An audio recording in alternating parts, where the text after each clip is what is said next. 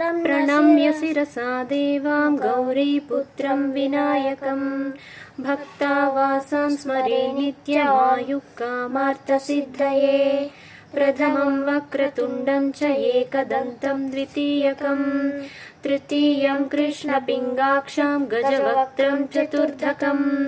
लम्बोदरं पञ्चमं च षष्ठं विकटमेव च षष्ठमं विघ्नराजं च धूम्रवर्णं तथाष्टमं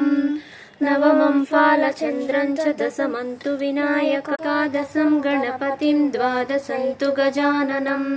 द्वादशैतानि नामानि त्रिसन्ध्यं यः पठेन्नरः न च विघ्नभयं तस्य सर्वसिद्धिकरं प्रभो विद्यार्थी लभते विद्यां धनार्थी लभते धनं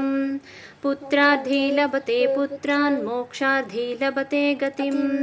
जपेत् गणपतिस्तोत्रम्